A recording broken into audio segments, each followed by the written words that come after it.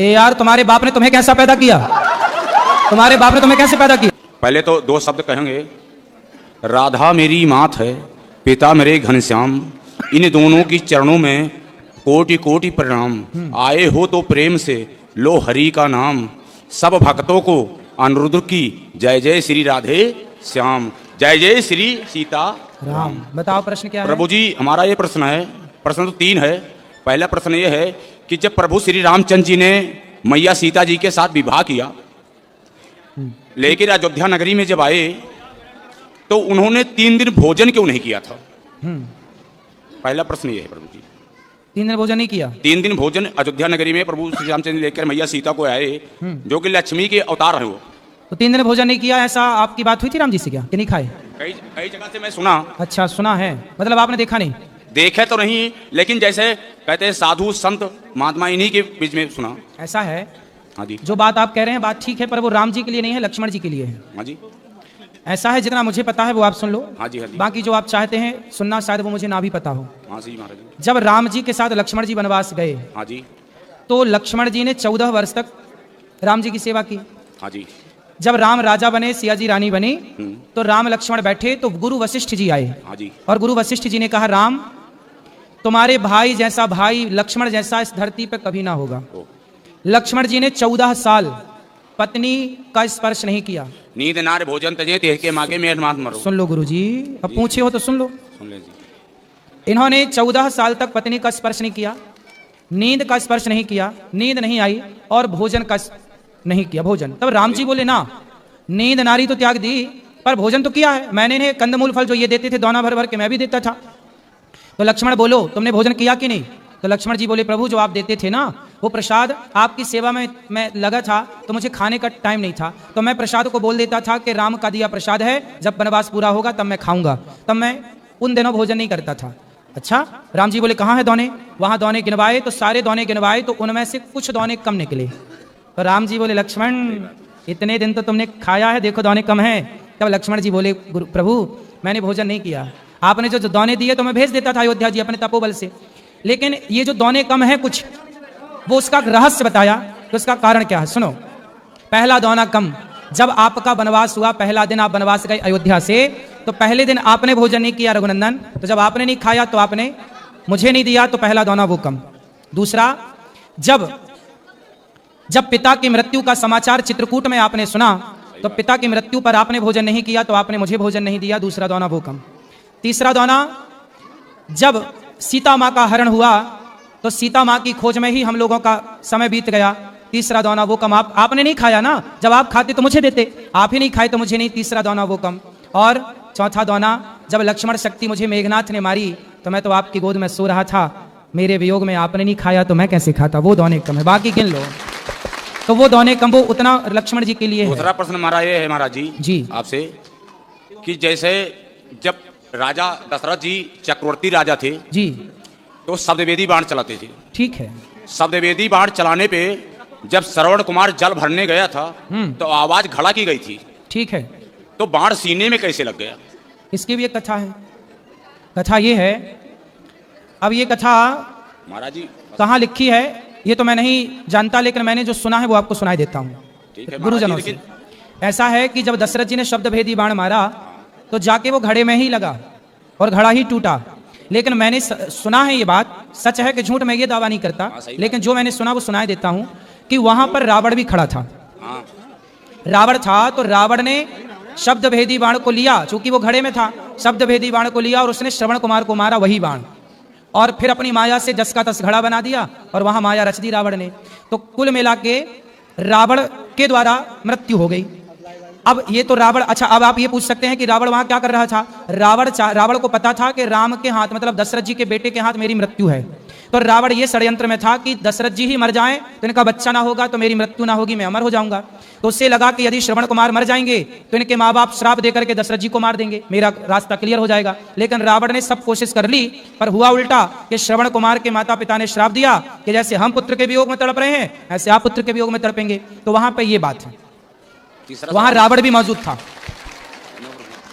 तीसरा सवाल मेरा ये है प्रभु जी, कि जैसे पांडवों में धर्मराज युधिष्ठिर भी थे जी, धर्मराज युधिष्ठिर थे, भीम भी थे, अर्जुन भी थे, नकुल सहदेव भी थे, जी। लेकिन श्री कृष्ण भगवान ने अर्जुन का ही रथ क्यों हाँकना शुरू किया? क्योंकि उनके सारथी क्यों बने आप?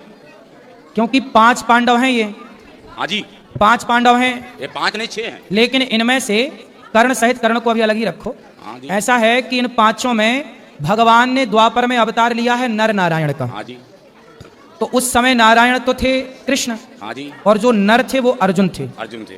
तो इसलिए भगवान ने अर्जुन का रथ हाँका, क्योंकि जो नर नारायण का अवतार हुआ, जैसे आज भी बद्रीनाथ जी में जो पहाड़ हैं, बद्रीनाथ जी में किसकी पूजा होती है? नर नारायण भगवान की।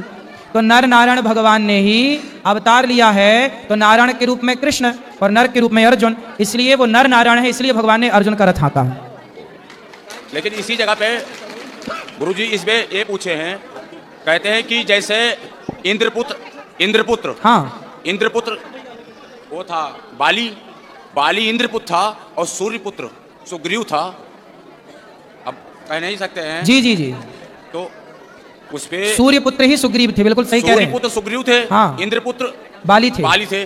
जब बाली को प्रभु श्री रामचंद्र जी ने छुपके मारा, ठीक तो है, इंद्र को बहुत बड़ी गुस्सा आई, बिल्कुल सही है। गुस्सा आई। लेकिन प्रभु श्री रामचंद्र जी ने क्या कहा? इस जगह पे इन्होंने गलत किया, सही है, अगले जन्म में आपके बेटे का मैं साथ दूंगा। बिल्कुल सही है। क्या वही बाली अर्जुन था?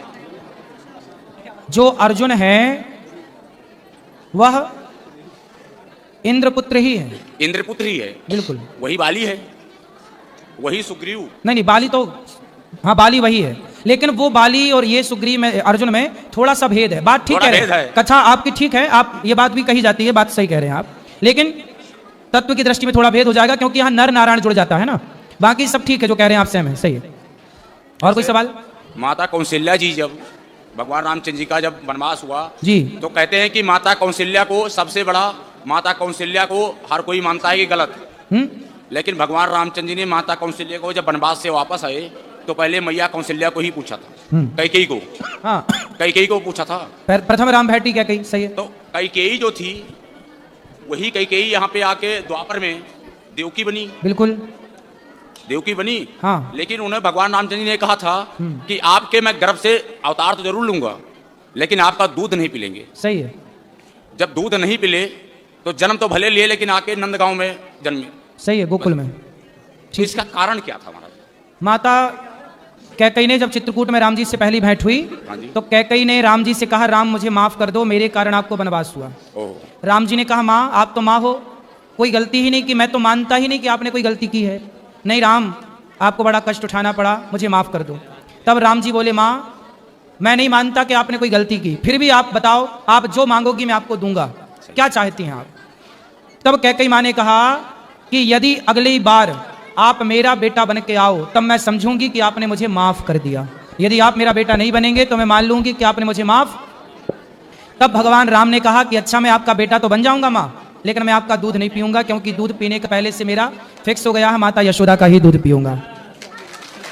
महाराज जी लास्ट सवाल मेरा जी, मंदोदरी जो थी, हाँ, मंदोदरी किसकी पुत्री थी और अंगद किसका बेटा था? ऐसा है कि मैं नाम के, मंदोदरी किसकी पुत्री थी? हाँ, और अंगद किसका मंदोदरी बेटा की था? कथा है। हाँ, कथा। मंदोदरी की भी कथा है जो आप पूछ रहे हैं। मंदोदरी ऐसा है, मंदोदरी किसकी पुत्री थी और अंगद किसका बेटा था? अरे महाराज उत्तर तो देने दो। धन्यवाद प्रभु। मंदोदरी की जो कथा मुझे पता है, वो कथा इस तरह से है कि एक संतों की मंडली थी, ओह, और संतों के बीच में भंडारा, उस संत का नाम क्या था? भोजन, महाराज जी? संतों का है, संत का नाम क्या था वो नहीं, सप्तऋषि। वो तो सप्तऋषि बेटा, सप्तऋषि में 7 का नाम पता है आपको? कश्यपोत्री वशिष्ठ विश्वामित्र हाँ जी, पता है महाराज जी, गौतम पता है। जमदग्नि भरद्वाज, ऐसा है। अभी ऋषि मैंने कह देने सवाल से, ऋषि कह दो तो सब हो गया। हाँ जी महाराज जी। तो संतों का वहां भंडारा था, हाँ जी। भोजन प्रसादी बन रहा था भगवान के लिए। तभी वहां पर एक जहरीला सांप आया, ओह, और खीर में जाकर के वो सांप गिर गया, या ये कहिए कि ऊपर से कोई पक्षी सांप को पकड़ के ले जा रहा था, और खीर में जाके सांप गिर गया, और खीर हो गई जहरीली। अब वो खीर परोसी जानी थी संतों को, अब संत खाते तो सारे साधु मर जाते। ये बात वहां पर एक मेंढकी देख रही थी, मेंढक और मेंढकी। तो मेंढकी वहां पर ये सब दृश्य देख रही थी कि सांप गिरा है और ये सब साधु खा जाएंगे तो मर जाएंगे। तो वहां पर एक मेंढकी जो थी, वो जब संत लोग आए परोसने, तो वो संतों के देखते देखते मेंढकी जाके उस खीर के पात्र में कूद गई, और वो तो जल के मर गई, चूंकि गर्म थी। संतों को लगा भाई ये तो अशुद्ध हो गई खीर, चलो फेंक देते हैं। तो जब खीर फेंकी तो उसमें से सांप निकला। तब संतों को लगा अच्छा ये मेंढकी मरी नहीं है, हम सबकी रक्षा के लिए उसने आत्मसमर्पण कर दिया, आत्मदाह कर दिया। तब संतों ने कहा, अपने तपोबल से उन्हें जीवित किया, अपने तपोबल से उन्हें जीवित किया और कहा कि आज से तुम कन्या के रूप में रहो, हमारी बेटी के रूप में रहो। तो संतों ने उसे अपनी पुत्री के रूप में प्रकट कर लिया और वही जाकर के रावण की पत्नी बनी, मंदोदरी कहलाई। नहीं महाराज जी, वही है महाराज जी, रावण जी की पत्नी तो बनी, हाँ, लेकिन सप्तऋषि के यहाँ मेढकी से तो मंदोदरी बनी, ठीक है, एक लड़की बनी। हाँ, तो टाइम तो लगी उसको। हाँ तो टाइम लगा ना, टाइम जब लगी, तुरंत उनके थोड़ी ब्याह हो गया। 2 शिष्य भी थे महाराज जी। किसके? 2 शिष्य भी थे सप्तऋषि के। बहुत सारे शिष्य थे, ठीक नहीं, उसमें 2 शिष्य ऐसे थे हाँ। जो रावण और बाली भी थे।